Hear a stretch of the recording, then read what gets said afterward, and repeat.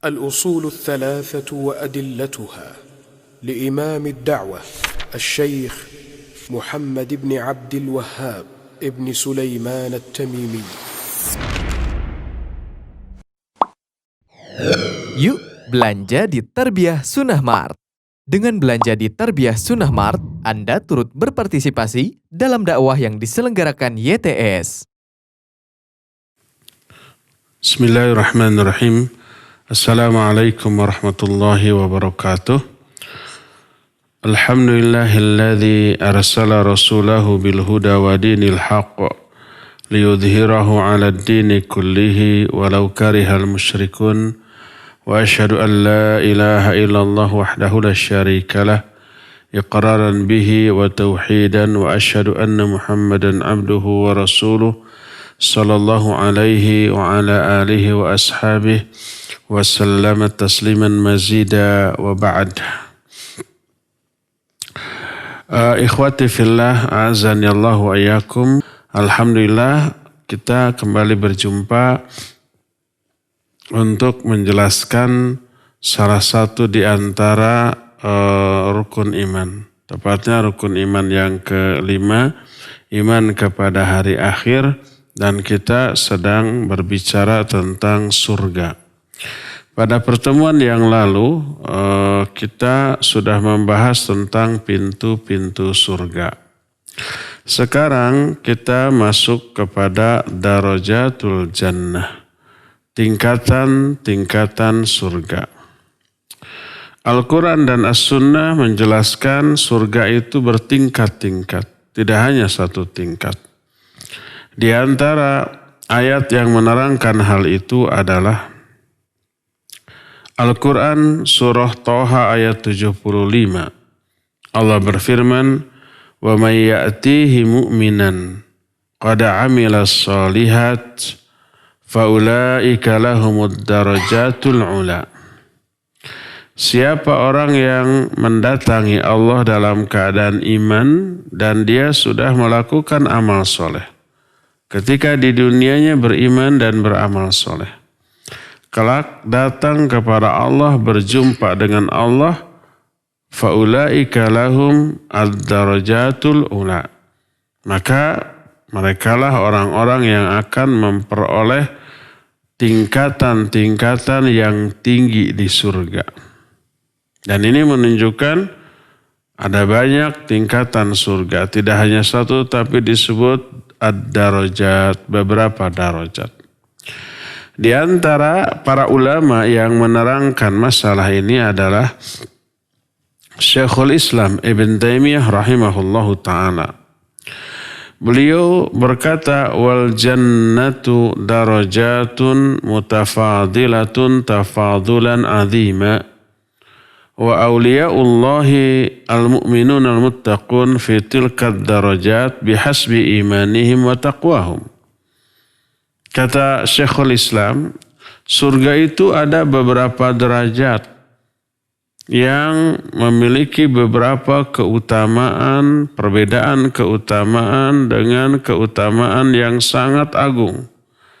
Para wali Allah di kalangan orang-orang mukmin dan orang-orang yang bertakwa berada di tingkatan derajat yang berbeda-beda satu sama lain, sangat tergantung kepada kualitas dan kadar iman mereka serta ketakwaan mereka. Allah berfirman dalam surah Al-Isra mulai 18 sampai ayat 21. Kata Allah subhanahu wa ta'ala, "Man kana yuridul ajilata ajjalna lahu fiha ma nasha' liman nurid. Thumma ja'alna lahu jahannam yaslaha madhmuman madhura wa man arada al-akhirata wa sa'alaha sa'yaha wa huwa mu'min fa ulaika kana sa'yuhum mashkura kullan numiddu haula wa haula min ata'i rabbik wa kana ata'u rabbika mahdhura wa ma kana ata'u rabbika mahdhura unzur kaifa faddalna ba'dahum ala ba'din walal akhiratu akbaru darajat wa akbaru tafdila." Kata Allah Azza wa Jalla, siapa orang yang menginginkan kehidupan yang segera. Yang segera itu artinya kehidupan dunia.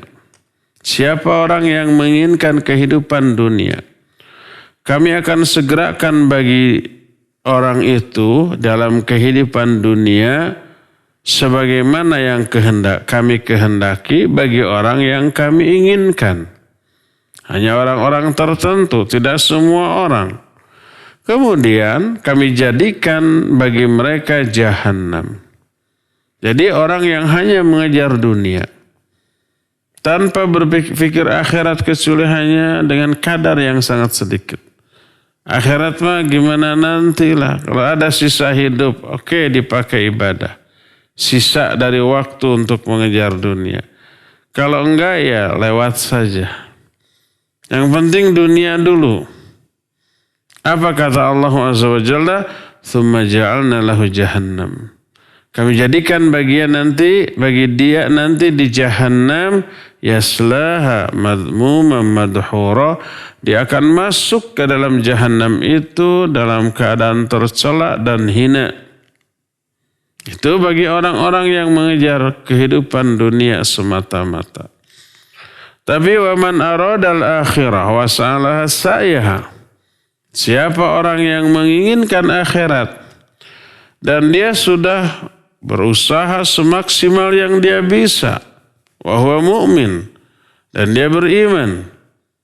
Iman itu yang menyebabkan dia lebih mengutamakan akhirat daripada dunia. Faulaika kana sa'yuhum mashkura. Mereka lah orang-orang yang usaha mereka itu akan Allah balas. Jadi baik yang mengejar dunia maupun yang mengejar akhirat, Allah berikan bagiannya untuk mereka. Yang mengejar dunia Allah berikan, tapi tidak kepada setiap orang, sebab Allah menyatakan manasya waliman nurid, manasya liman nurid. Kami berikan dengan kadar sesuai dengan kehendak kami bagi orang-orang yang kami sukai, kami inginkan. Tidak semua orang yang mengejar dunia Allah kasih, tidak. Sebab mayoritas manusia di alam jagat raya ini mengejar dunia, tapi tidak semuanya Allah berikan kepada mereka. Hanya orang-orang tertentu dengan kadar tertentu. Tidak semua orang dan tidak dengan kadar yang dikehendaki oleh orang itu. Ya. Wa man aradal akhirata, siapa yang menginginkan akhirat, wasa'alahu sa'yaha, dan dia sudah berupaya maksimal untuk meraihnya, meraih akhirat. Wa huwa mu'min, dia beriman, dia beramal soleh. Mereka lah orang-orang yang usahanya akan dibalas oleh Allah. Kullan numiddu haula wa haula min ata'i rabbika. Masing-masing golongan ini, golongan yang mengejar dunia dan golongan yang mengejar akhirat, kami berikan pemberian dari Allah.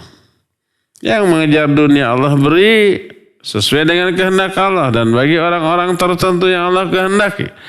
Yang mengejar akhirat juga Allah beri. Wa kana ata'u rabbika wa ma kana ata'u rabbika mahdura. Dan pemberian Allah itu tidak bisa dihalangi. Pasti sampai. Lalu di akhir ayat ini Allah berfirman, "Undur kaifa faddalna ba'dahum 'ala ba'd." Perhatikan bagaimana kami melebihkan sebagian orang di dunia di atas sebagian yang lain. Ada yang lebih berkuasa, ada yang di bawah. Ada yang lebih kaya, ada yang miskin. Ada yang lebih berpangkat, ada yang tidak memiliki pangkat atau pangkatnya hanya rendah. Kami berikan keutamaan kepada sebagian di atas sebagian yang lain di dunia. Walal akhiratu akbaru darajat wa akbaru tafdila. Dan ingat, kondisi akhirat lebih dahsyat, lebih besar, lebih agung lagi tingkatan-tingkatannya dan lebih besar juga keutamaannya. Kalau di alam dunia orang itu bertingkat-tingkat kondisinya dalam segala aspek. Dari segi ekonomi nggak sama, ada yang miskin, ada yang sangat miskin, ada yang lebih miskin lagi, ada yang cukup, ada yang sedang, ada yang kaya, ada yang lebih kaya, ada yang sangat kaya. Dari segi pangkat juga begitu. Di kepolisian atau di ketentaraan ada yang tinggi banget, jenderal, bintang 5, bintang 4, bintang 3, bintang 21. Terus di bawahnya ada kolonel, ada letkol, ada mayor, ada kapten, terus sampai tamtama. Di kepolisian juga begitu. Ya, dalam kehidupan sosial juga begitu. Di akhirat juga begitu. Tingkatan kenikmatannya berbeda. Ahli surga, ahli neraka juga tingkatan azabnya berbeda-beda. Tergantung apa? Tergantung kadar amalan, jenis amalan. Jenis amalannya baik, ke surga. Kadar amalannya berbeda, tingkatan di surga juga berbeda. Jenis amalannya buruk, ke neraka. Kadar amal buruknya berbeda-beda menentukan tingkatan azab di nerakanya. Jadi tidak ada bedanya, ya. Jadi dalam ayat tadi Allah Subhanahu wa taala menerangkan bahwa Allah memberikan pemberian di dunia kepada orang-orang dengan kadar dan jenis pemberian yang berbeda-beda, tidak sama. Dan demikian juga di akhirat. Allah menyatakan walal akhiratu akbaru darajat wa akbaru tafdila. Dan di akhirat ada tingkatan-tingkatan yang lebih besar, lebih utama, lebih agung. Dan juga perbedaan keutamaan yang berbeda-beda pula. Ya. Allah Azza wa Jalla menjelaskan bahwa penghuni akhirat di surga juga berbeda-beda keutamaannya. Ada yang sebagian ahli surga lebih tinggi daripada sebagian yang lainnya. Sebagaimana kondisi mereka ketika di dunia. Ya, tapi Allah menyatakan wa anna darajatal akhirah akbaru min darajatid dunya. Tingkatan-tingkatan di akhirat lebih dahsyat, lebih agung, lebih besar, lebih utama daripada keutamaan di dunia. Ya, keutamaan para nabi alaihi wassalatu wassalam di surganya tentu saja di atas keutamaan orang-orang mukmin pada umumnya. Karena keutamaan mereka di dunianya pun berbeda-beda. Jangankan para nabi dengan orang-orang mukmin secara umum, di antara sesama nabi pun berbeda-beda tingkat keutamaannya. Ada nabi yang lebih mulia daripada nabi yang lainnya. Allah yang menerangkan hal itu. Allah berfirman dalam Al-Quran dalam surah Al-Isra ayat 55. Kata Allah, tilkar rusulu faddalna ba'dahum ala ba'dim minhum man kallama Allah wa rafa'a ba'dahum darajat wa ataina Isa ibn Maryam al-bayyinat wa ayyadnahu bi ruhil qudus. Itulah para rasul. Kami telah mengutamakan sebagian rasul di atas sebagian yang lain. Jadi ada rasul yang lebih utama daripada rasul yang lainnya. Di kalangan para rasul ada rasul yang Allah berbicara langsung dengan mereka. Seperti Nabiullah Musa. Dan Allah tinggikan sebagian mereka beberapa derajat dibanding sebagian rasul lain. Dan kami berikan kepada Isa bin Maryam beberapa penjelasan dan keterangan. Dan kami kuatkan dia dengan Ruhul Qudus. Dalam surah Al-Isra ayat 55, kalau tadi Al-Baqarah 253 ya. Al-Isra 55 menyatakan walaqad faddalna ba'dan nabiyina ala ba'din wa ataina Dauda zabura. Kami telah memberikan keutamaan kepada sebagian nabi di atas nabi-nabi lain. Dan kami telah berikan kepada Nabi Daud kitab Zabur. Itu ayat-ayat yang menjelaskan keutamaan para nabi juga berbeda-beda. Para nabi jauh lebih utama dibanding orang-orang mukmin pada umumnya. Di kalangan para nabi berbeda-beda tingkatan keutamaannya di dunia. Dan itu mencerminkan tingkatan yang berbeda juga untuk mereka di akhirat. Dalam hadis yang sahih riwayat Imam Muslim diterima dari Abu Hurairah radhiyallahu an. Berkata Nabi sallallahu alaihi wasallam, "Al-mu'minul qawiyyu khairun wa ahabbu ila Allah minal mu'minid dha'if. Wa fi kullin khairun. Ihris ala ma yanfa'uk. Wasta'in billahi wa la ta'jizanna. Wa in asabaka syai'un fala taqul law anni fa'altu kadza lakana kadza wa kadza walakin qul qadarallah wa ma syaa fa'al fa inna law taftahu amal syaitan." Kata Nabi alaihi salatu wasalam, orang mukmin yang kuat lebih baik dan lebih dicintai oleh Allah daripada orang mukmin yang lemah. Tapi dalam masing-masing orang mukmin tadi ada kebaikan. Yang lemah iman ada kebaikan. Karena selemah-lemahnya dia punya iman. Dengan kadar tertentu kebaikannya juga sesuai dengan kadar iman yang dimiliki. Mukmin yang kuat juga ya ada kebaikan. Tapi kadar kebaikannya berbeda dengan yang tadi. Ihris ala ma yanfa'uk. Bersungguh-sungguhlah kamu melakukan apa yang bermanfaat bagi dirimu. Wasta'in billah, dan minta bantuan, minta tolong kepada Allah dalam hal itu. Wala ta'jizanna, jangan bersikap lemah. Jangan, anak muda sekarang bilang jangan mager. Jangan PW. Mager teh bukan membuat pagar. Malas gerak dalam melakukan kebaikan. Karena sudah PW. Sudah posisi wenak apa? Wenak. Oh, wenak. Sudah malas geraklah karena sudah enak posisinya gitu ya. Bermalas-malasan. Itu dilarang loh. Wala ta'jizanna. Wa inna asabaka syai'un. Kalau kamu ditimpa sesuatu yang tidak kamu sukai, musibah gitu ya.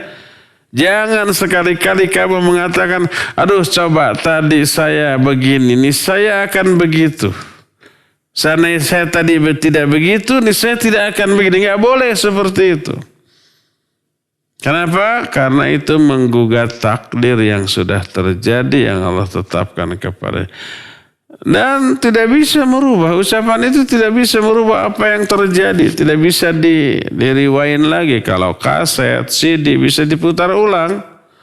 Dipundur ulang, putar pundur, diriwain gitu. Ini enggak bisa.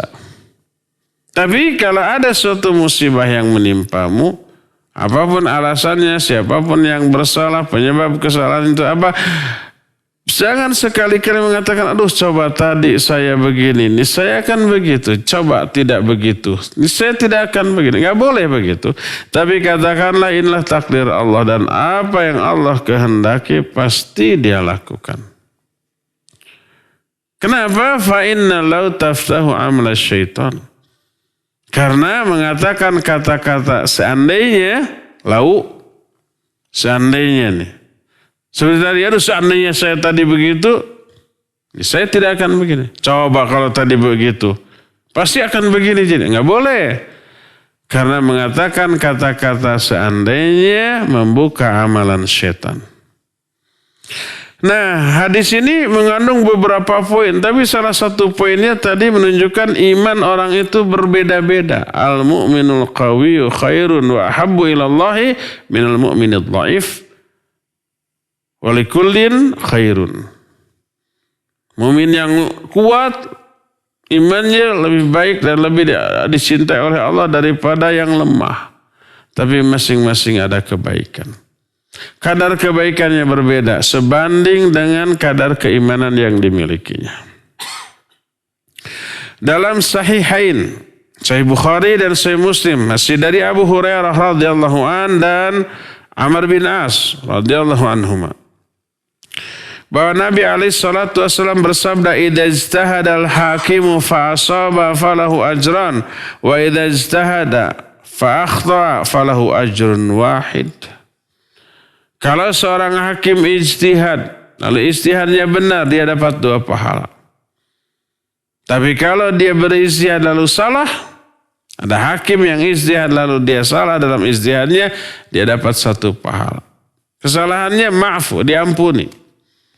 Ada hakim pun berbeda, ada yang benar, ada yang salah. Tergantung kadar iman dan ilmu yang dimilikinya. Ya. Allah pun berfirman pertama dalam surah Al-Hadid ayat yang ke-10. Allah menyatakan la yastawi minkum man anfaqa min qablil fathi wa qatal ulaika a'zamu darajatan min alladhina anfaqu min ba'du wa qatalu wa kullu wa'adallahu al-husna. Kata Allah Subhanahu wa taala, tidaklah sama di antara kalian orang yang berinfak sebelum Futuh Mekah, sebelum dilakukannya Futuh Mekah dan berperang. Ketika Mekah belum ditaklukkan, kondisi kaum muslimin belum begitu kuat. Dari segala segi, termasuk segi ekonomi. Dalam keadaan susah lalu infak, dalam keadaan lemah lalu perang, jihad. Oh, itu pengorbanannya lebih tinggi itu. Gak sama. Kata Allah, tidaklah sama di antara kalian orang yang berinfak dan berperang sebelum Futuh Mekah. Mereka lah orang-orang yang lebih tinggi derajatnya dibanding orang yang infak dan berperang setelah Futuh Mekah. Infaknya sama, jihadnya sama, tapi kondisinya berbeda antara sebelum Futuh Mekah dengan setelah Futuh Mekah. Yang pertama sebelum Futuh Mekah lebih tinggi derajatnya, lebih gede pahalanya. Wa kullu wa'adallahul husna. Tapi bagi masing-masing kedua golongan ini Allah janjikan balasan kebaikan. Yang infak dan jihad setelah Futuh Mekah diberikan balasan kebaikan. Tapi yang infak dan berperang sebelum Futuh Mekah balasannya lebih luar biasa. Lebih agung, lebih besar, lebih banyak daripada yang setelah Futuh Mekah. Juga dalam Al-Quran surah An-Nisa ayat yang ke-95 dan 96. Allah berfirman, La yastawil qa'iduna minal mu'minina ghairu ulil dharar. Wal mujahiduna fi sabilillahi bi amwalihim wa anfusihim faddalallahu al mujahidina bi amwalihim wa anfusihim alal qa'idina darajah wa kullu wa'adallahu al husna wa faddalallahu al mujahidina alal qa'idina ajran 'azima. Darajatim minhu wa maghfiratahu wa rahmah wa kana Allahu ghafurur rahim. Kata Allah, tidaklah sama orang-orang mukmin yang tidak memiliki uzur tapi duduk-duduk saja di rumahnya, di tempat tinggalnya, tidaklah sama dibanding orang-orang yang berjihad di jalan Allah dengan harta dan jiwa mereka. Allah lebih mengutamakan orang-orang yang berjihad dengan harta dan jiwa mereka dibanding orang-orang yang hanya duduk-duduk beberapa derajat. Tapi masing-masing Allah siapkan balasan yang baik. Dan Allah memberikan keutamaan kepada mujahidin dibanding orang-orang yang duduk dengan pahala yang sangat agung. Beberapa derajat tinggi dari Allah dan ampunan serta rahmat. Dan Allah Maha Pengampun dan Maha Penyayang. Itu ayat-ayat. Juga dalam Al-Quran surah At-Taubah ayat yang ke-19 Allah berfirman, Aja'altum siqayatal hajj wa imaratal masjidil haram kaman amana billahi wal yawmil akhir wa jahada fi sabilillah la yastawuna indallah wallahu la yahdil qaumadh dhalimin. Alladzina amanu wa hajaru wa jahadu fi sabilillahi bi amwalihim wa anfusihim a'zamu darajatan indallah wa ulaika humul faizun. yubashshiruhum rabbuhum bi rahmatin min wa ridwanin wa jannatin lahum fiha na'imun muqim khalidina fiha abada innallaha indahu ajrun azim. Kata Allah, apakah kamu mau menyamakan antara orang-orang yang suka memberi minum para jamaah haji dan orang-orang yang memakmurkan Masjidil Haram? Jadi ketika orang melakukan haji, ada orang-orang yang memberi minum gratis ya. Berupa kalau sekarang ini air-air mineral.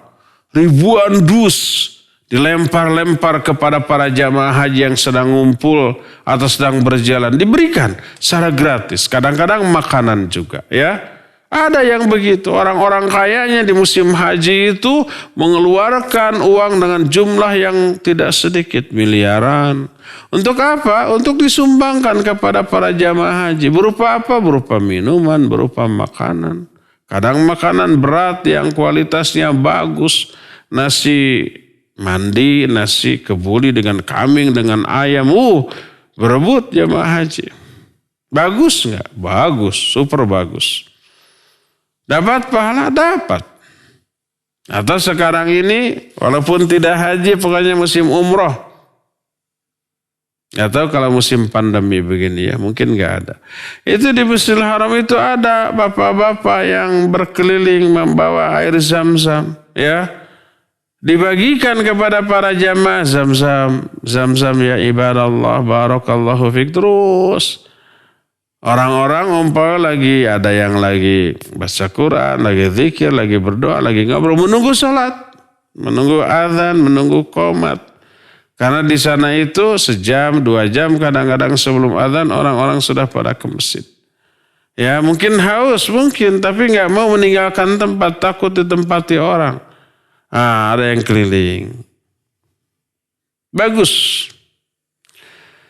Allah menyatakan, apa kamu mau menyamakan orang-orang yang memberi minum para jamaah haji dan orang-orang yang memakmurkan Masjidil Haram, kamu samakan dengan orang yang beriman kepada Allah dan hari akhir dan berjihad di jalan Allah? La yastawuna indallah. Mereka itu tidak sama di sisi Allah dan Allah tidak akan beri hidayah kepada kaum yang zalim. Orang-orang yang beriman, berhijrah, berjihad di jalan Allah dengan harta dan jiwa mereka lebih agung derajatnya di sisi Allah dan merekalah orang-orang yang akan berbahagia. Allah memberi kabar gembira kepada mereka dengan rahmat darinya dan keridhaannya serta surga bagi mereka yang di dalamnya ada kenikmatan yang abadi. Mereka kekal di dalamnya selama-lamanya dan sesungguhnya di sisi Allah ada pahala yang besar. Itu At-Taubah ayat 19.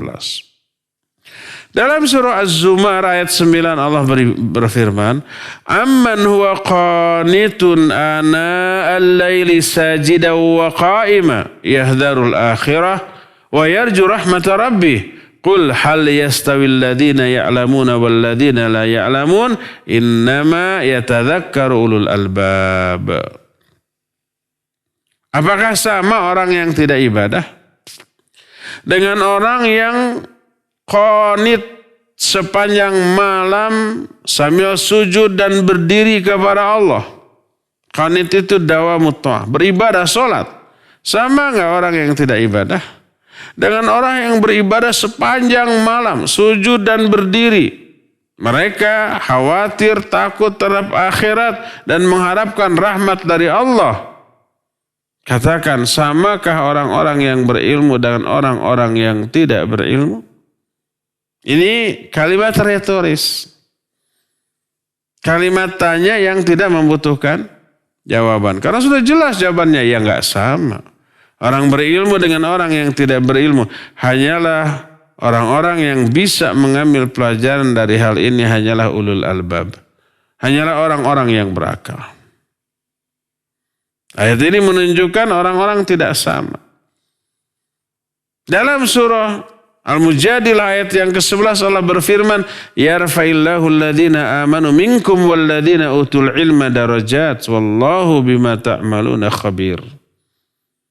Allah mengangkat derajat orang-orang beriman dan berilmu beberapa derajat dibanding orang-orang yang tidak berilmu. Dan Allah Maha mengetahui apapun yang kalian lakukan.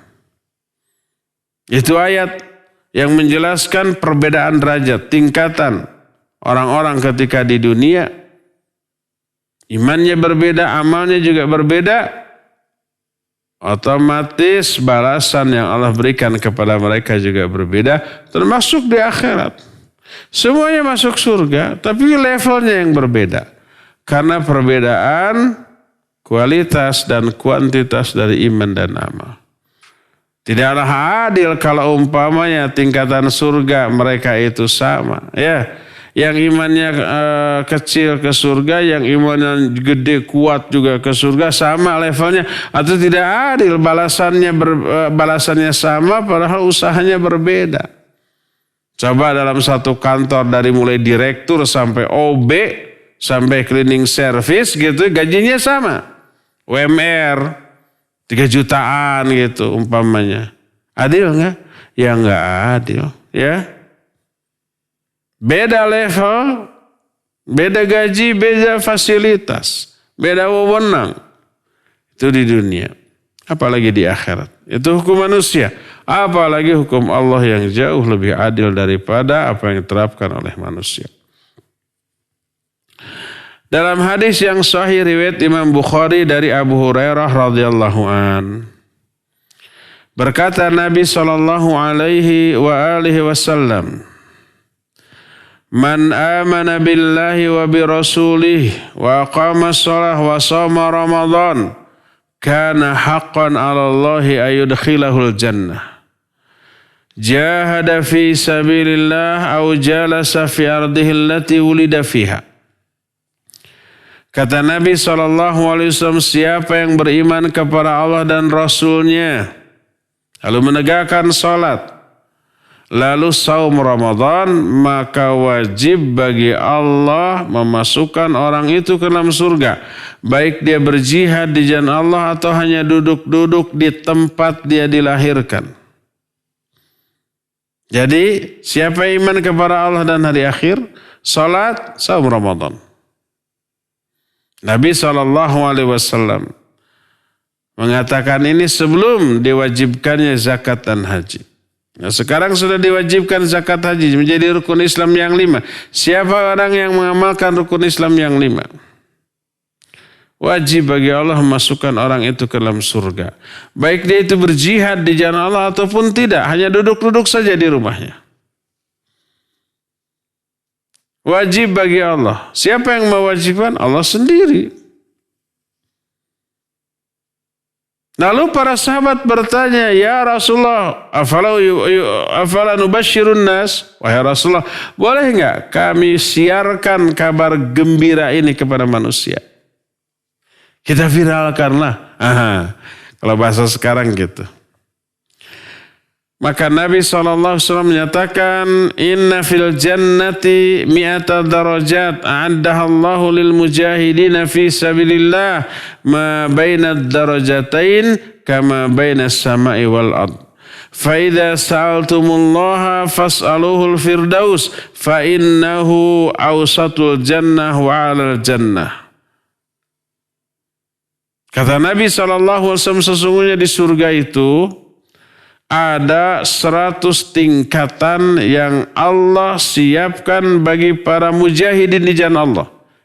Jadi para mujahidin saja, untuk mereka saja khusus ada 100 tingkatan tuh. Dan itu di atas orang-orang mukmin yang tidak jihad fisabilillah. Yang jihad fisabilillah, kadar peran mereka dalam perang itu kan berbeda-beda ya. Ada 100 tingkatan. Dan jarak 2 tingkatan, satu tingkatan dengan tingkatan yang lainnya sejauh jarak antara langit dan bumi.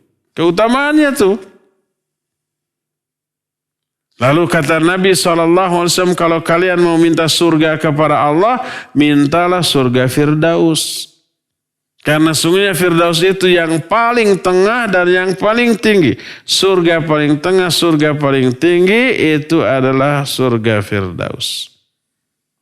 Kau bisa paling tengah tapi paling tinggi. Kalau paling tinggi berarti tidak di tengah. Kalau di tengah berarti bukan paling tinggi. Gitu ya pikiran kita. Keliru kalau berfikirnya begitu. Muhammad Khalifah At-Tamimi ketika menerangkan hadis ini dalam pembahasan Risalah Tadmuriyah menyatakan ini menjelaskan bahwa surga itu bentuknya seperti kubah. Kubah seperti baskom atau mangkok yang nangkup gitu ya, yang tertelungkup. Bagian paling atas otomatis bagian yang paling tengah. Begitu, tidak seperti apartemen. Kalau bagian paling atas pasti bukan paling tengah. Kalau di tengah pasti bukan paling atas. Kalau apartemen. Tapi ini seperti kubah. Yang paling atas otomatis yang paling tengah. Lalu Nabi SAW menyatakan, arahu, aku telah melihatnya. Lalu beliau berkata, wa fawqahu arsyur rahman. Wa minhu tafajjar anharul jannah. Dan di atas surga itu ada arsy Allah Subhanahu wa ta'ala. Dari sanalah mengalir sungai-sungai surga. Dari arsy itu mengalir sungai-sungai surga. Hadis itu terdapat dalam kitab Sahih Bukhari, dalam kitabul jihad, bab darajatul mujahidina fi sabilillah. Dan hadis itu derajatnya sahih. Masih dalam Sahih Bukhari dari Anas dan Ummu Harithah. Dari Anas, kata Anas, anna Ummu Harithah atat Rasul sallallahu alaihi wasallam wa qad halaka Harithah yauma Badr. Asabahu sahmun gharab. Suatu saat Ummu Harithah mendatangi Rasul sallallahu alaihi wasallam. Ummu Harithah itu ibunda dari Harithah. Harithah ini seorang sahabat. Seorang sahabat yang gugur di medan perang Badar. Dia terkena anak panah yang nyasar. Mungkin anak panah itu dilepaskan ke arah musuh. Kena siapa aja lah, yang penting musuh gitu ya. Salah satunya yang kena adalah Harithah. Berkata Ummu Harithah, ya Rasulullah, qad alimta mawqi'a Harithah min qalbi. Fa in kana fil jannah lam abki alaih. Wa illa sawfa tara masna. Wahai Rasulullah, engkau mengetahui bagaimana kedudukan Harithah dalam hatiku. Ummu Harithah itu amat sangat cinta bingit kepada anaknya Harithah ini. Engkau telah tahu bagaimana kedudukan Harithah dalam hatiku. Kalau dia sekarang ada di surga, aku tidak akan menangisinya sedikit pun. Kalau dalam surga, anak yang dicintai ada di surga, ngapain ditangisi, sudah bahagia di sana. Kalau kita mengetahui anak kita bahagia di tempat jauh, umpamanya dia bekerja di luar kota, luar pulau, bahkan luar negeri atau belajar gitu ya. Terus video call, kita kangen, kita khawatir, pas video call kelihatan sumringah, senang, bahagia, wah betah gitu ya. Bagaimana perasaan kita? Udah ikut senang, ikut bahagia. Tidak perlu menangis, kalau toh menangis karena haru bukan karena sedih. Kita baru menangis kalau pas video call anak kita nangis mah, enggak betah, ingin pulang ini. Wah, kita juga sedih. Nah sekarang Harithah sedang dalam kondisi yang bahagia di surga. Karena kita tahu bahwa orang yang berjihad di jalan Allah sehingga gugur mati sebagai syahid, ruhnya itu akan menjelma sebagai burung hijau yang berterbangan di taman-taman surga. Kata Ummu Harithah, kalau dia ada di surga saya tidak akan menangisinya. Kalau enggak, engkau akan melihat apa yang akan aku lakukan. Menjawab pertanyaan itu berkata Rasulullah alaihi salatu wassalam, ajannatun wahidatun hiya innaha jinan katsira wa innahu fil firdausil a'la. Apa kamu kira surga itu hanya satu tingkat? Enggak, ada banyak tingkat dan Harisah berada di surga Firdaus yang paling tinggi. Jadi hadis-hadis ini dan ayat-ayat yang tadi sudah diterangkan menjelaskan kepada kita semua tentang kondisi surga yang bertingkat-tingkat. Tidak hanya satu tingkat tapi banyak tingkat. Semakin tinggi tingkatnya semakin menyenangkan, membahagiakan. Fasilitas yang ada di dalamnya juga berbeda-beda. Makin tinggi tingkatan surga itu, makin luar biasa kenikmatan serta fasilitas yang Allah berikan kepada orang-orang tersebut. Allahumma ja'alna husnul khatimah warzuqna Allahumma warzuqna husnul khatimah. Waj'alna birahmatika min ahlil jannah. Ya Allah, rizkikan kepada kami mati dalam keadaan husnul khatimah dan masukkan kami semua dengan rahmatmu sebagai ahli-ahli surga. Ya. Inilah para ikhwah sekalian penjelasan tentang beberapa perbedaan tingkatan di surga, dan surga itu ada bertingkat-tingkat. Kita nanti akan mengintip perbedaan fasilitas yang berada di tingkatan yang berbeda-beda di surga. Akan kita lanjutkan penjelasannya di hari Senin yang akan datang. Sekarang cukup sampai di sini dan kita masih punya sisa waktu untuk bertanya jawab. Kepada Pak Muzain dipersilakan untuk memandu tanya jawab dengan pendengar dan pemirsa. Wassallallahu ala nabiyina Muhammadin wa ala alihi wa sallam. Silakan. Nah, syukuran Ustaz atas penjelasannya. Kami undang para pendengar dan juga pemirsa untuk bertanya langsung kepada Al-Ustaz mengenai materi bahasan yang telah disampaikan Ustaz tadi.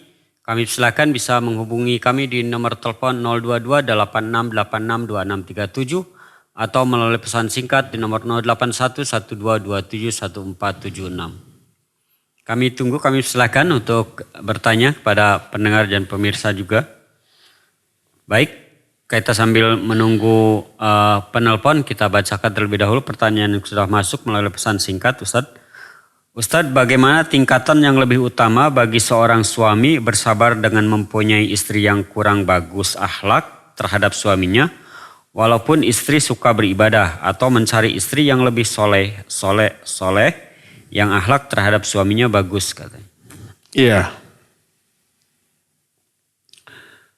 Iya, barakallahu fiik. Ibu siapa? Suami siapa? Seorang di Bandung, Ustaz. Seorang di Bandung. Mana yang lebih utama, tetap bersabar mempertahankan istri yang akhlaknya buruk atau mencari istri baru yang solihah? Awalnya solihah, setelah dinikahi ternyata tidak lebih baik dari yang pertama. Nanti begitu ya. Taib, kalau seseorang laki-laki memiliki istri yang membuat dia kecewa, kurang perhatian ke suaminya, tidak taat, orang Sunda bilang ngangkrang. Walaupun dia suka ibadah, suka sholat, saum, tahajud, baca Quran dan seterusnya, tapi sikap ke suaminya itu membangkang. Apa harus bersabar ataukah menikah lagi? Kalau menikah lagi apakah ta'adud itu poligami, ataukah yang ini dicerai terus diganti? Ya. Pertama, kalau istri demikian dia didik terlebih dahulu dengan 3 tahapan yang diterangkan oleh Al-Quran. Allah berfirman dalam surah An-Nisa 34, wallati takhafuna nusyuzahunna fa'idhuhunna wahjuruhunna fil madaji wadribuhunna. Dan wanita-wanita, istri-istri yang kalian khawatirkan mereka berbuat nusyuz. Nusyuz itu durhaka, nusyuz itu lancang. Dan salah satu bentuk nusyuznya itu bila seorang suami, ini perkataan Imam Ibnu Katsir rahimahullah dalam kitab tafsirnya ketika menafsirkan ayat ini. Wal mar'atun nasyizah. Wanita yang nusuz itu adalah wanita yang suka cemberut di hadapan suaminya. Baud kata orang Sunda, ya. Dan wanita yang tidak taat kepada suaminya. Yang bila suaminya memandang kepada wajah wanita itu membuat perasaan suaminya itu sumpek. Karena tadi cemberut. Karena berpaling dari suaminya. Tidak perhatian, tidak peduli. Itu disebut al-mar'atun nasyizah. Apalagi lebih dari itu. Berani memarahi, berani mengatai kata-kata yang kasar. Ya, apalagi dengan sikap sambil melotot, sambil membanting pintu, sambil teriak seperti itu. Lebih dari nusus. Jadi Allah menyatakan wanita-wanita yang kalian khawatirkan akan berbuat nusus fa'idhuhunna. Didik mereka, ajari mereka, dinasihati, dibimbing. Kalau nusus itu belum, iming-imingi mereka dengan pahala ketaatan, dengan pahala berbuat baik kepada suami. Kalau nusus itu sudah terjadi, takut-takuti mereka dengan azab. Sehebat apapun ibadah seorang wanita, tapi kalau dia durhaka kepada suaminya, ditolak itu ibadah. Kita pernah jelaskan satu hadis, salah satun, la turfa'u salatuhum min ru'usihim illa shibra. Ada 3 golongan manusia yang salat-salat mereka tidak akan diangkat ke langit dari kepala-kepala mereka kecuali hanya sejengkal. Sejengkal dari kepala udah mentok di sana, tidak terus ke langit. Artinya ditolak, tidak diterima oleh Allah. Salah satunya adalah wanita yang nusyuz ini. Oleh karena itulah maka didik. Apa enggak sayang terhadap ibadahnya, terhadap sholatnya, terhadap amal-amal soleh yang dilakukannya yang ditolak. Karena sikapnya yang tidak taat kepada suaminya. Tidak bisa menyenangkan suaminya. Ya. Nah, didik dulu. Kalau dididik, dinasihati berhari-hari, mungkin berbulan-bulan, tidak ada perubahan, wahjuruhunna fil madaji, pisah tempat tidur. Kata Ibnu Abbas, la yukallimuha wa la yuhaddithuha. Tidak diajak bicara, tidak diajak ngobrol. Dicemberuti saja, dicuekin, ya. Dan ini sebuah tamparan yang lebih menyakitkan bagi seorang wanita. Dicuekin sama suaminya. Mudah-mudahan dengan itu berubah. Ya, berjanji tidak akan mengulang lagi. Tapi kalau dengan itu juga tidak berubah, ya terus di dalam kedurhakaannya, wadribuhunna, pukul mereka. Al-Quran yang membolehkan mukul, wadribuhunna. Coba lihat An-Nisa 34. Tapi di hadis membatasi, nggak boleh memukul wajah. Bagian wajah, kepala jangan. Dan tidak boleh menimbulkan bekas, luka, apalagi sampai cacat seumur hidup. Dipukulnya dengan palu, jangan. Sebagian ulama menyatakan pukul hanya dengan satu batang, apa yang suka dipakai bersihan gigi itu batang apa? Siwak. Pukul dengan siwak, tangannya atau kakinya gitu ya. Pukul dengan itu. Jangan sampai menimbulkan bekas. Kena KDRT dong, undang-undang KDRT. Tidak, karena apa? Karena nggak ada bukti. Pak, saya dipukul oleh suami saya, lapor ke polisi. Oh ya, mana bekas pukulannya, mana buktinya? Harus divisum. Dilihat nggak ada ya. Kecuali kalau mukulnya sama 5 jari, plok, ada nempel tadi pipi. Iya, itu mah nggak boleh, zalim. Nggak boleh memukul wajah. Nggak boleh memukul sampai menimbulkan bekas, ya. Nah itu 3 tahapan, ya. Dinasihati, dibimbing, diajari. Kalau nggak nurut juga, ya udah pisah tempat tidur. Jangan ditanya, jangan disapa, jangan diajak bicara. Kalau masih begitu juga boleh memukul. Terus gimana kalau memukul melawan? Tangkis terus pasang kuda-kuda. Ini sudah sudah susah diperbaiki. Apa yang terjadi? Ceraikan. Karena itu wanita durhaka. Ya, itu yang pertama. Karena kalau tidak, maka doa-doa dari suami tersebut selama istrinya sebejat itu tidak akan diterima oleh Allah. Thalathatun. Idza da'awullaha lam yastajib lahum. Ada 3 golongan manusia. Bila mereka berdoa kepada Allah, doanya tidak akan diterima oleh Allah. Akan ditolak. Salah satu di antara 3 golongan ini adalah rajulun lahu imra'atun sayyatul khuluq walam yutalliqha. Seorang laki-laki, seorang suami yang memiliki istri yang akhlaknya bejat, durhaka terus, tapi tidak diceraikan juga. Ya, maka menceraikan karena alasan itu adalah sesuai dengan syariat. Nabi SAW pun pernah menceraikan istrinya. Ada 2 orang yang diceraikan istrinya oleh Nabi SAW. Menceraikan itu bukan sebuah aib bila alasannya syar'i tepat. Ya. Nah, aduh tapi berat sudah punya anak, nikah lagi. Karena apa? Karena menghukum wanita dengan wanita lagi. Suatu saat seorang hakim itu ulama pasti ya, melihat ada seorang laki-laki memukul istrinya dengan tongkat, dipukul. Karena istrinya itu durhaka, mendurhakai semuanya. Ditegur oleh sang hakim ini. Kata beliau, innamal asalil hayawanat. Hanyalah tongkat itu untuk memukul hewan, bukan untuk memukul orang. Kata suami, tapi dia durhaka terus. Berkali-kali. Apa kata hakim ini? Yudrabun nisa bin nisa. Wanita itu harus dipukul dengan wanita lagi. Orang ini kurang cerdas. Dia tidak bisa memahami ucapan laki-laki ini, ucapan hakim ini. Dia menjawab, la afham. Saya tidak paham. Masa saya harus menyuruh wanita lain memukuli istri saya? Tapi istrinya cerdas. Dia memahami bahwa wanita dihukum dengan wanita lagi, artinya seorang istri yang durhaka yang sudah berkali-kali dinasihati tetap tidak berubah, hukum dia dengan menikah lagi kepada wanita lain tanpa menceraikan dia.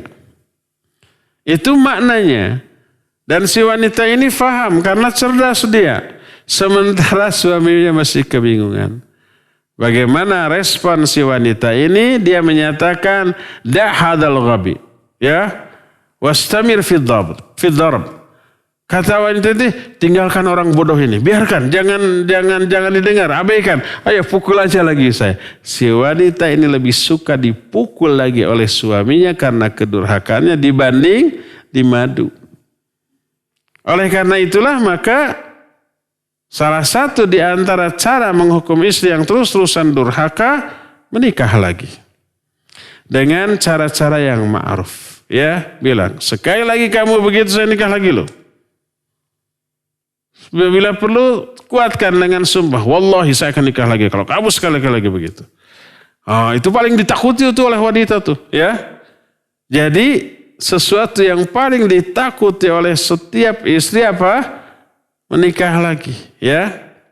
Dan mas kawin yang paling tidak diinginkan oleh para istri adalah mas kawin lagi. Itulah. Saya dapat cerita dulu ada seorang syekh yang datang ke sini, waktu itu masih muda, sekarang sudah jadi mufti.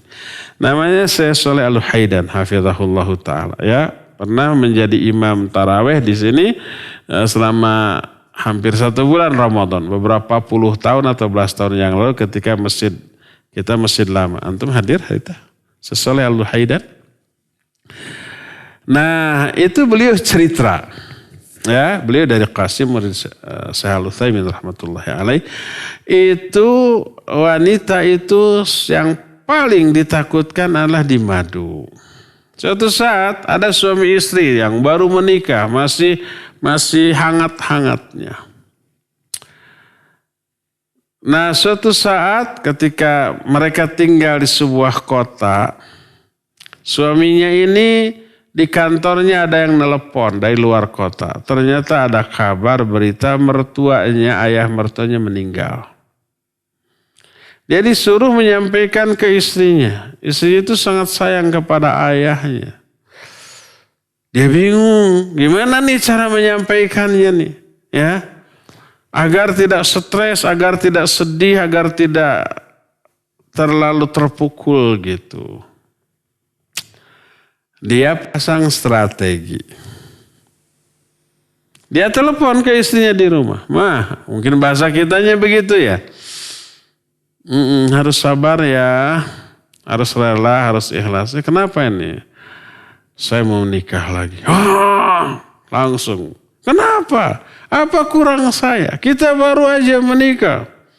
Begitu sampai di rumahnya nangis-nangis istrinya. Kalau saya ada salah, maafkan saya, tapi tunjukkan kesalahan saya apa, nanti akan saya perbaiki. Kalau ada kekurangan, beritahu, nanti akan saya tutupi. Pokoknya jangan menikah, jangan. Dibiarkan, kamu harus sabar, kamu harus ikhlas gitu. Nangis. Pada malam hari ketika istrinya masih nangis, dia bilang, Dek begini, saya tuh sebenarnya tidak akan menikah lagi, tapi saya akan ngasih kabar yang buruk kepada kamu. Kabar buruk apa? Tadi siang ada telepon ayahmu meninggal dan itu pesan yang ingin saya sampaikan bukan karena menikah lagi. Apa kata istri? Oh itu betul kamu tidak akan menikah lagi? Enggak. Alhamdulillah. Dia malah alhamdulillah. Kematian ayahnya dianggap jauh lebih enteng daripada suaminya menikah lagi. Alhamdulillah, syukur. Akhirnya dipeluklah suaminya. Syukur kamu tidak menikah lagi. Kesedihan karena kematian ayahnya itu tertutupi oleh kebahagiaan karena suaminya tidak akan menikah lagi. Akhirnya esok harinya takziah ke kampung halaman orang tua. Ya, ini menunjukkan bahwa itu hukuman yang sangat berat bagi seorang wanita kalau suaminya menikah lagi. Ya, wallahu a'lam bishawab. Silakan.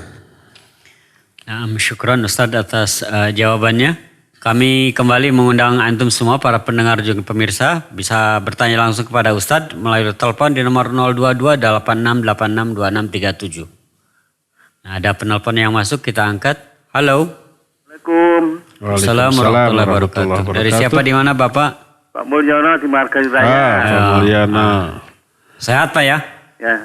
Lama nggak masuk Pak Mulyono. Ustadz, saya mau tanya. Ya. Di dunia, di akhirat ada tingkatan-tingkatan. Di surga dan neraka ada tingkatan-tingkatan. Iman ada tingkatan-tingkatan. Yang saya tanyakan, perbedaan iman dan dolim itu bagaimana? Sekian, assalamualaikum Perbedaan iman dan? Perbedaan iman dan orang dolim itu bagaimana? Iya. Sekian, assalamualaikum warahmatullahi wabarakatuh. Waalaikumsalam warahmatullahi wabarakatuh. Iya, Pak Mulyono di Margahayu ya, barakallahu fiik. Pertanyaannya apa perbedaan iman dengan zalim ya? Yaitu lawannya Pak. Zalim lawan dari adil. Adil bagian dari keimanan. Makna zalim adalah wad'u syai' fi ghairi makani. Meletakkan sesuatu bukan pada tempatnya.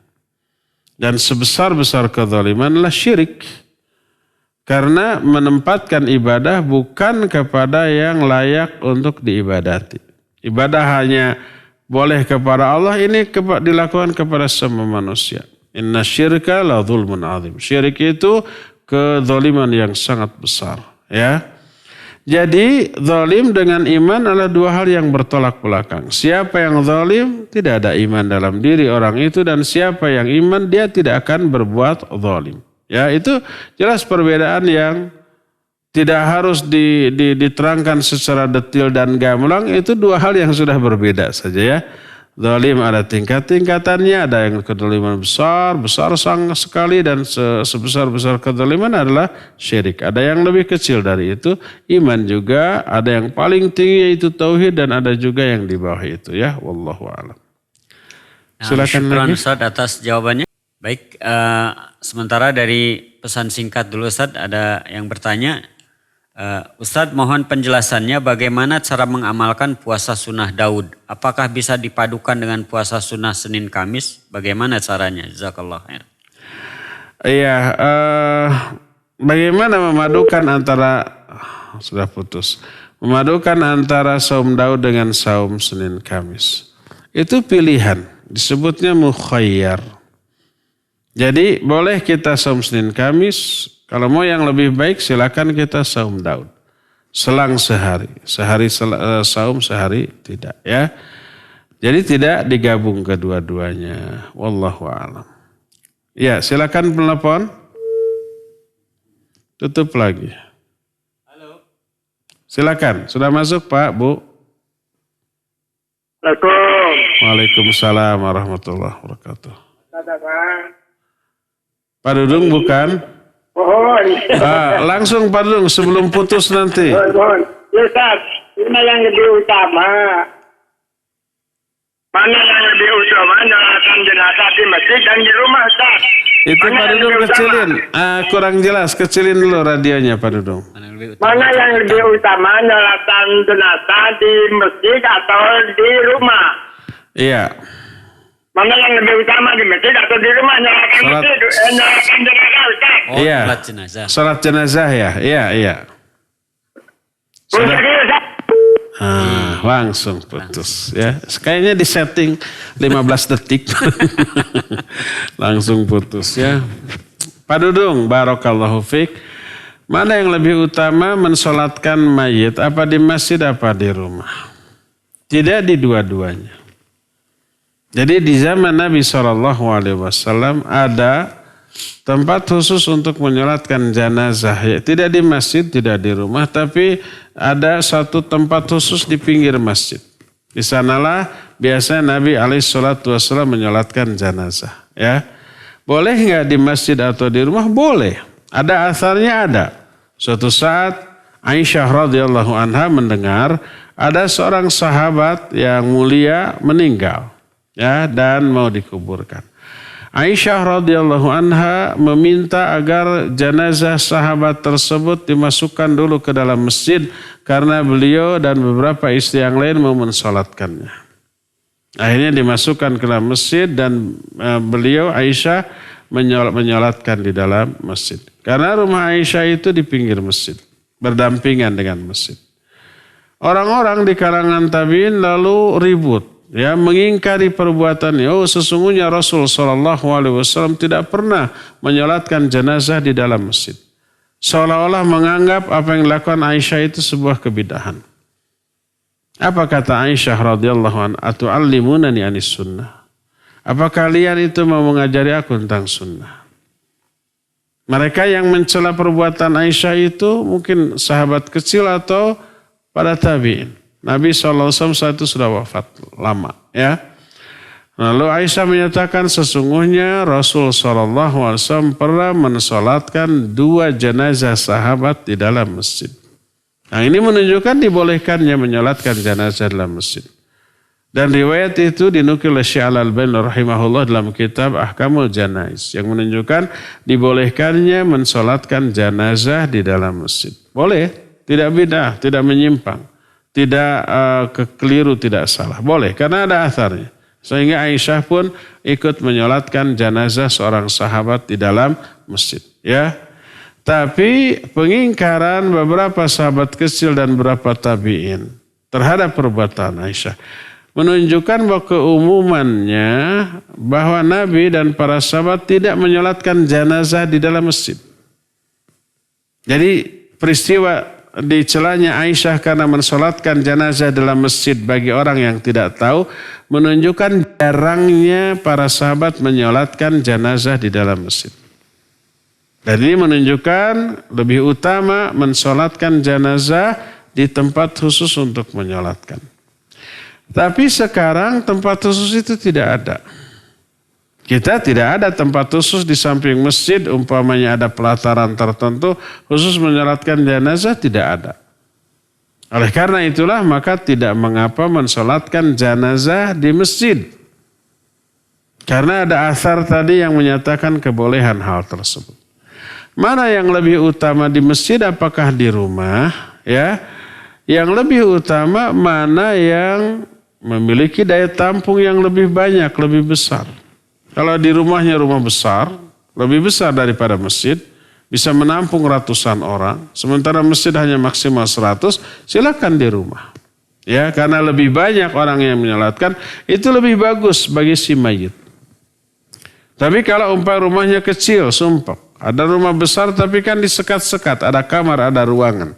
Maksimal paling 20 orang. Tapi kalau di masjid bisa 100 orang atau lebih, maka sholatkanlah di masjid. Intinya kejarlah jumlah yang lebih banyak dari jamaah yang mensolatkannya. Wallahu a'lam.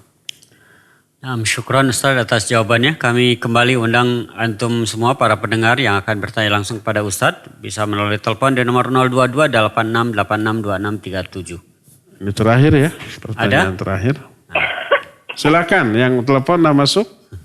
Assalamualaikum. Waalaikumsalam warahmatullahi. Barakallahu fikum, Ustaz. Wa fika barakallah. Siapa Pak? Tanya. Oh ya, Calon Didin pengantin. di Cimahi, Ustaz. Oh, calon pengantin. Silakan. Ini Ustaz, boleh nggak kita meminta doa pada orang yang kita nggak tahu kesolehannya gitu, Ustaz? Misalnya ke teman-teman gitu. Di grup doain ya, saya misalnya mau menikah gitu. Boleh nggak, Ustaz? Atau harus ke orang soleh aja, Ustaz? Itu Ustaz. Iya. Jazakumullahu khairan. Jazakallah. Ini mah curhat tuh. Minta doa kepada orang yang masih hidup boleh. Ya. Terlebih orang tersebut adalah orang yang kita yakini atau kita duga kuat. Doanya dikabul oleh Allah Azza wa Jalla. Karena para sahabat juga sering minta didoakan kepada Nabi SAW. Dan seusai Nabi wafat, para sahabat juga suka meminta doa kepada sahabat lain. Termasuk perintah Nabi SAW kepada Umar bin Khattab. Hai Umar, kalau nanti kamu berjumpa dengan seorang namanya Uwais Al-Qarn. Dari Qarn, dari Yaman. Kamu minta doa kepada dia. Agar Allah Azza wa Jalla mengampuni dosa kamu. Perintah Nabi SAW kepada siapa? Kepada Umar bin Khattab. Setelah Nabi wafat diganti oleh Abu Bakar. Abu Bakar wafat diganti oleh Umar. Ketika Umar menjadi khalifah puluhan tahun setelah Nabi wafat, dia berjumpa dengan seorang yang namanya Uwais. Jadi Uwais itu menjadi terkenal karena hadis ini. Nah setelah berjumpa lalu dia ingat kepada amanah Rasul sallallahu alaihi wasallam. Lalu meminta agar Uwais mendoakan dia, agar Allah mengampuninya. Dan itulah sebaik-baik tabi'in, Uwais Al-Qarn. Ya, seorang yang ikhlas dan berbuat amat sangat super baik kepada ibunya. Tidak ingin dikenal, sehingga setelah peristiwa itu beliau menghilang entah kemana. Itulah sebaik-baik tabi'in. Uwais Al-Qarni rahimahullahu ta'ala. Dan ini menunjukkan dibolehkannya meminta doa kepada orang lain yang masih hidup. Adapun yang sudah mati ya bukannya minta doa, kita harus mendoakan dia. Sesoleh apapun orang itu. Sesoleh apapun orang tersebut. Termasuk Nabi Muhammad SAW kita doakan, iya. Kita selalu mendoakan dalam sholat kita. Minimal 9 kali dalam sehari semalam dalam sholat kita. Ya, yaitu assalamu alayka ayuhan nabiyyu wa rahmatullahi wa barakatuh. Minimal 9 kali. Karena kita melakukan 9 kali tahiyat di dalam sholat sehari semalam ya. Karena umumnya sholat 2 kali tahiyat kecuali apa? Sholat subuh yang hanya sekali. Nah itu minimalnya, ditambah dalam sholat-sholat sunat bisa lebih ya. Ya kita mendoakan Nabi alaihissalatu yang kesolehannya tidak ada yang menandinginya. Tapi kita sebagai orang yang hidup dan kesolehannya jauh sekali di bawah beliau tetap disyariatkan mendoakan beliau dalam sholat kita. Ya, bukan minta doa, tapi kita mendoakan mereka. Loh, ngapain didoakan? Didoakan tidak didoakan juga Nabi pasti selamat. Iya, tapi itulah perintah syariat dan ada feedback. Apa feedbacknya? Kita memperoleh doa yang sama dengan doa yang kita panjatkan untuk yang sudah meninggal. Karena Nabi SAW menyatakan dakwatul muslim ya li akhihi li akhil muslim bi dhahril ghaib mustajabatun. Inda rasi malakun muwakkalun. Kata Nabi SAW, doa seseorang untuk saudaranya yang muslim itu mustajab. Di sampingnya ada malaikat yang ditugaskan, yang mengatakan amin walaka bimithlih. Dan kita mendoakan Nabi SAW, para sahabat, para ulama, orang-orang soleh yang sudah meninggal, itu sama dengan mendoakan seseorang tanpa sepengetahuan orang yang kita doakan. Maka malaikat menyebut amin dan bagimu seperti isi doamu. Itu feedbacknya tuh, ya. Jadi bukan minta doa kepada orang meninggal, tapi mendoakan. Kalau kepada orang hidup boleh. Bagaimana kalau minta doanya kepada orang yang tidak soleh? Sini mah banyak dosa, banyak salah, banyak canda, banyak kelalai. Boleh nggak? Nggak apa-apa, boleh. Karena apakah orang yang banyak dosa dipastikan doanya tidak dikabul? Ya enggak bisa memastikan begitu. Ya, amat sangat mungkin orang yang banyak dosa lalu dia bertobat, dalam tobatnya dia berdoa dan dikabul oleh Allah Azza wa Jalla. Ya, dibolehkan minta doa kepada siapapun selama orang itu masih hidup. Ya, silakan Din minta doa. Cukup ya, sampai di sini saja. Insya Allah kita jumpa kembali melanjutkan kajian ini di hari Senin yang akan datang. Subhanakallahum bihamdik, asyhadu an la ilaha illa anta, astaghfiruka wa atubu ilaik. Walhamdulillahi rabbil alamin. Wassalamualaikum warahmatullahi wabarakatuh.